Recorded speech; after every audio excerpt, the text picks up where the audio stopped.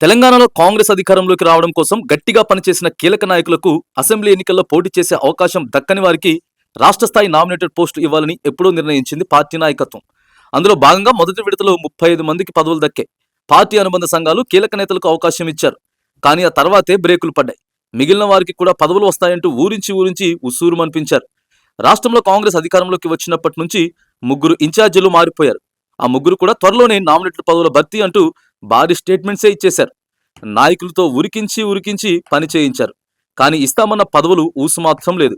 Assembly ఎన్నికలైపోయాక Lok Sabha elections వచ్చాయి. వాటి తర్వాత పదవుల భర్తీ అన్నారు. అయినా జరగలేదు. తర్వాత దసరా, శ్రావణ మాసం, ఇతర రాష్ట్రాల ఎన్నికల్లో ఏఐసిసి బిజీ అని చెప్పారు. అన్ని ముహూర్తాలు ముగిసిపోయాయి, కానీ పదవుల పంపకం మాత్రం జరగట్లేదు. వాళ్ళు చెప్పిన శ్రావణ మాసం అయిపోయి మరొకటి కూడా వచ్చేసింది. ఏడాదిన్నరగా నామినేటెడ్ పోస్టుల భర్తీకి అతీగతి లేదు. ఇప్పుడు ఇన్ఛార్జిగా ఉన్న మీనాక్షి నటరాజన్ కూడా వచ్చిన కొత్తలో పదవుల భర్తీ అంటూ ఊరించారు. ఆమె అయితే ఇంకో అడుగు ముందుకేసి పాతవారికే పదవులని చెప్పేశారు కూడా. నామినేటెడ్ తో పాటు పార్టీ పోస్టులను కూడా భర్తీ చేస్తామన్నారు ఆమె. ఆ డైలాగ్స్ కూడా ఇంతవరకు అమల్లోకి రాలేదు. తీరా ఇప్పుడు స్థానిక సంస్థల ఎన్నికలు అడ్డు వచ్చాయని చెప్తున్నారు. దీంతో ఇంకన్నాళ్ళ సాగదీస్తారంటూ అసహనం వ్యక్తం చేస్తున్నారు కాంగ్రెస్ నాయకులు.